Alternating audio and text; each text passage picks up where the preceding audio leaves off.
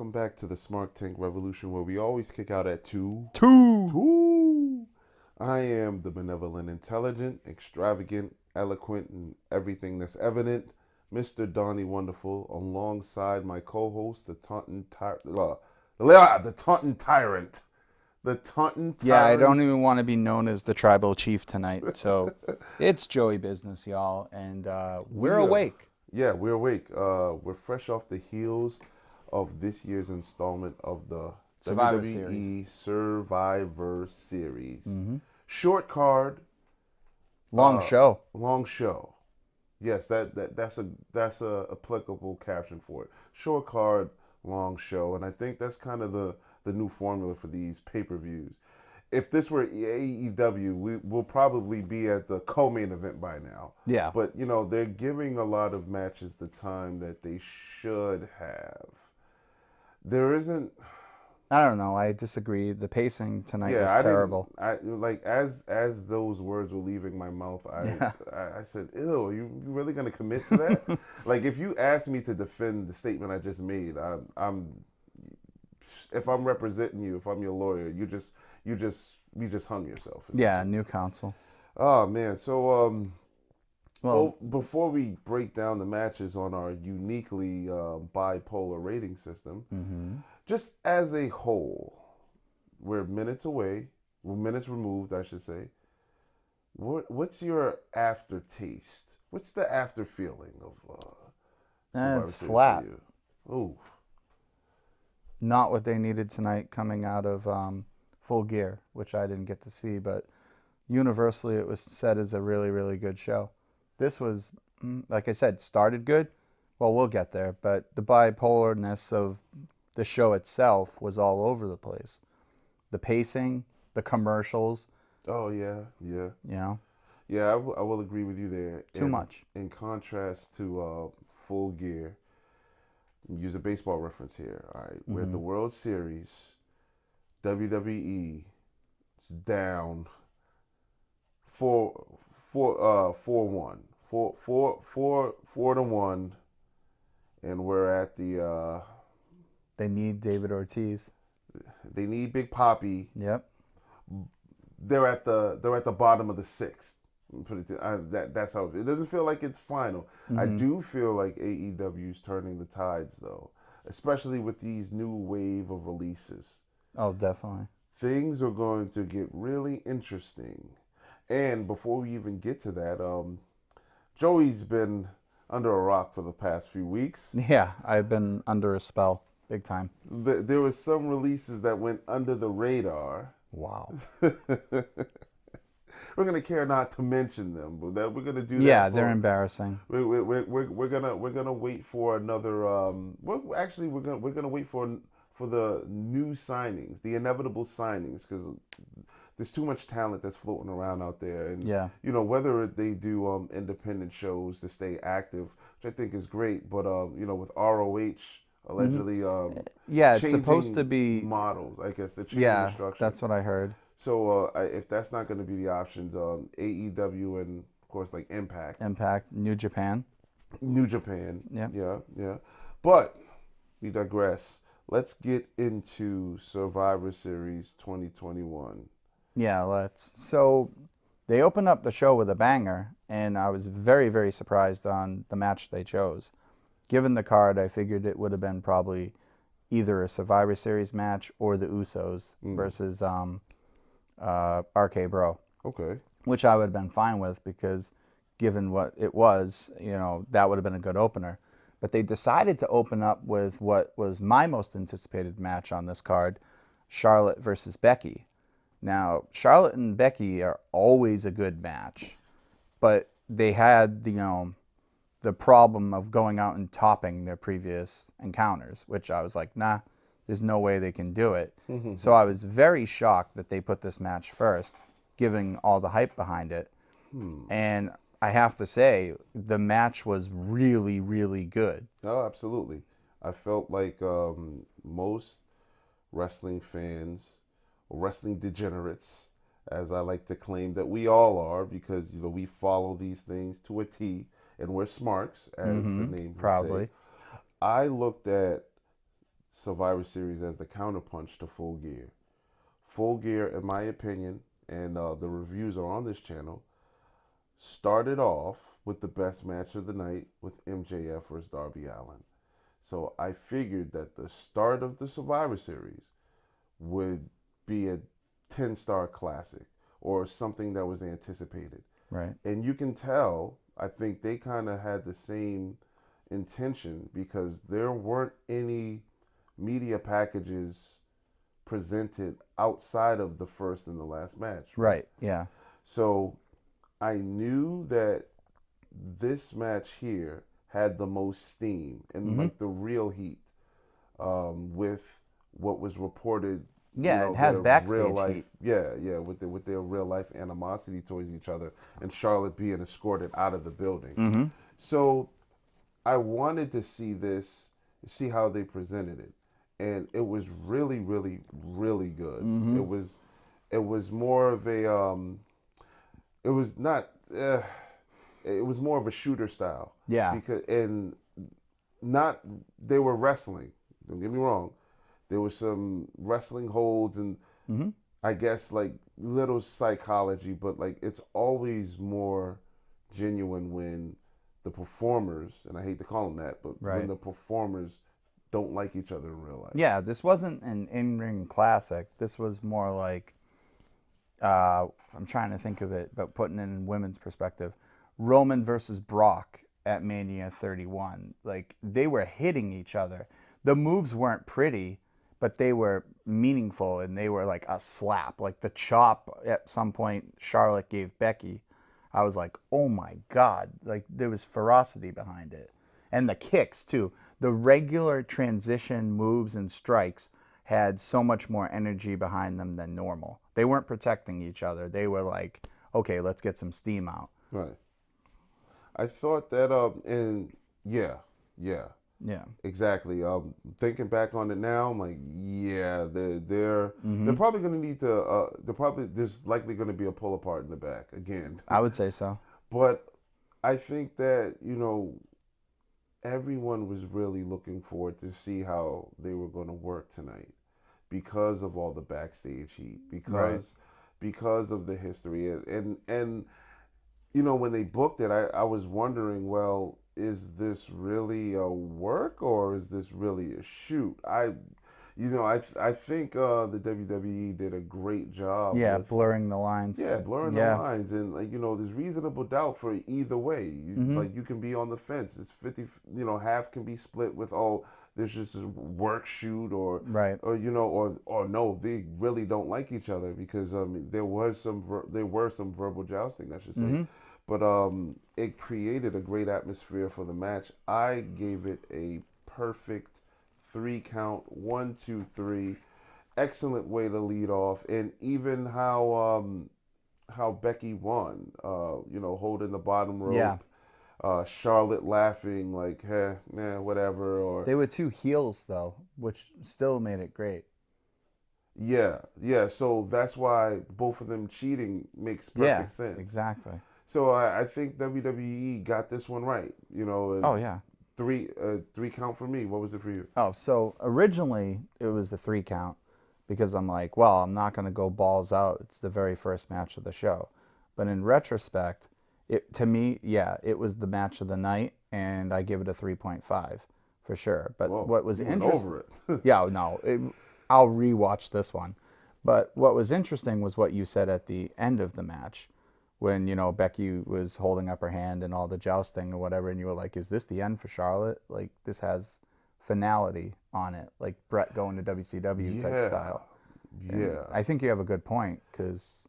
Yeah, and I failed to mention that here, but like when we were watching it live, it just really seemed as if Charlotte was either nonchalant about the ending or just over it. Yeah. Give me my belt. I only have a few more months left in this contract before I'm Ashley Flair and I'm all elite. So when does she renew? I have no idea. I just feel like if this was a real shoot between the two, and they brought Charlotte in to lose to Becky, after, the rumors that no one in the locker room really Right. gets along with her. And, like, why would you want to be there? Why would you want to work in a volatile environment? Yeah, and your husband is elsewhere, and you know you're going to be welcomed And with open arms. your dad has been blacklisted. I mean, Right. like, it just has the writings on the wall for a move. Like, Yeah. you know what I mean? Like, I'm gonna take my talents to South Beach type of thing. Yeah, yeah, yeah. So, like, I fear when, no, not fear, I'm not going to say that, but, like, when they remove watch how, if this title reign for Charlotte is foretelling a lot. So, let's see what happens on SmackDown with what they do and how they book her. Right. Because obviously she's the champion, so she should be presented the strongest. Mm-hmm. But the moment that starts to slip, that's when I can expect for Ashley Flair to become all elite. Yeah, so I mean, this was very interesting for me because I was like, okay, let's see where the booking goes. If they had Charlotte win by any capacity tonight, I'd say, all right, she's probably in it to win it and going to stay for quite a while. But they went with the typical, which I thought was going to happen. They went with the hotter Becky as the star, and I was like, all right. But the way she acted after the match, you're right. Even the announcers didn't like capitalize on it and go, "Oh my God, Charlotte!" Like they didn't even make a deal of it. You just saw Charlotte being like, "Whatever, yeah, sure, don't care." It kind of looked like, everyone was like, well, yeah, we anticipate you putting your 2 weeks notice anyway. Yeah, So, exactly. Like that's probably the best way that I can describe that. For anyone that's listening that watched that match, please give us your opinions on what you. I mean, Yeah, we love opinions. exactly. Now, like, I could be, overthinking this, but for some reason, I don't think that I am. I don't know. So I was just thinking while we were talking, like, can I really see Charlotte gone from WWE before the next Mania? Like, do they not like her that much to not give her the respect of a big, huge ending at Mania or something like that? I don't know. I mean, how bad is it backstage? Obviously, Vince still likes her, from what I guess. But have you ever been at a job where your coworkers are detractors of you? And would you want to go someplace where you're not Right. wanted? Yeah. No, I get what you're saying. And there was a story. I don't know how true it is, but there was a story around the same time with this whole SmackDown thing that Charlotte actually blew off Vince in Gorilla. I don't know if you heard that. No. Yeah. So she came backstage. It was shortly after the Becky Lynch thing, not the same night, but within that time frame, maybe like a week or two after. And I guess he was waiting for her in Gorilla after her match on SmackDown or Raw, an appearance, whatever. And he was waiting for her. He wanted to talk to her, and she just was kind of like bolted by him and didn't pay him the time of day. See, yeah. Now, yeah, exactly. So Charlotte right now is acting as if she's a disgruntled employee. Well, picture where she is. Her father, who is probably the greatest wrestler of all time, honestly, is getting, well, I mean, besides Bret Hart, but I mean, honestly, like Ric Flair I get you. is getting treated like absolute dog crap, even though the WWE was in that position with him, by his side. They're not blameless, and they just fucking turn their nose up at him and treat him like shit. So that's your dad. You watched that. You watched your fiance your husband now, get, misused, and now he's over in AEW, and he is on the upswing, and he's certainly going to be a force. So your husband's over there, your father's gone, the people backstage are pissing you off. I'm not trying to defend her, but she was the golden child for so long, and now she's a pariah. So she's not going to put in her best work or be the nicest, in my view. So, I mean, I can't blame her, but do you honestly think she's gone before next Mania? It's around the corner? No way. I think that, yeah. Well, No way. the WWE has been praised for how far in advance their vision goes. Right. Their vision exceeds. But like, if you're Charlotte and you're disgruntled and people that already don't like you, do you mail it in mentally? I don't know. because I mean, it's gonna show yeah, of course. on the show. Like Yeah. that, like that's what I thought I was seeing. So I thought so too, to be honest with you. It one was weird. one thing it will do is that it will make me more curious to see Yeah. where they go with her on SmackDown. Right. But who would dethrone her right now? Like Charlotte is your big one on SmackDown for Yeah, women. but I mean Sasha's there, so like, Sasha, that's old news. yeah, but I mean, but that's a safe transition. Yeah. I know it's happened tons of times, and I know that like the original Horsewoman, Right. or when Bailey's gonna be back soon, so like there's Eventually. you can you were saying that you like Shotzi, right? Yeah, Shotzi I think is very talented, but I mean nowhere near that potential right now. Right, but like the other than so the SmackDown women's roster is all Tony full. Storm is the only one, The in my view. The SmackDown women's roster are full of new names and Yep. and new upcoming talents or veterans. Like there is no in between. Right. You're So if you're going to joust Charlotte off the horse, what you're going to do that with is an established veteran. Yeah. And now it could be Natty. You can make an argument. That's always a safe one because she can wrestle, but they Right. likely won't do that. And we'll get to that when we get to their match. But like Yeah. Natty's praised for her wrestling skill, and we all know. Yeah, rightfully so. We all know the experience. I mean, she was born in the business. Yeah, of course. Heart. So putting the belt on Natty wouldn't be so outlandish No. that I it's agree. not believable, but we know that likely won't happen. That's why we say, okay, Sasha, all right, it's happened before, but we can live with that. Yeah, but I mean, in my view, and then we'll move on from this match. In my view, she's way too coveted for Vince to let her go over some disgruntlement and just some bullshit backstage. Like, they're definitely going to break their back to work with her. They're not going to give her the Have heave-ho. you seen the recent cuts? Yeah, but not Charlotte Flair caliber. No way. No way. Have you seen the recent cuts? Yes, I have, but it's not. That's like cutting John Cena. Like, no, it's not going to happen. If anything, the worst thing that could happen, if she really wants to go, they'll jam her up on the couch and make sure she rides out everything. Like, they're not going to just let her waltz to AEW right now. They let the Fiend. I know, but They cut because he became too vocal, right, and so on and so forth, or whatever the reports say. yeah, As we were informed by Bully Ray himself, don't trust the dirt sheets. yeah. We'll get into that story for another episode.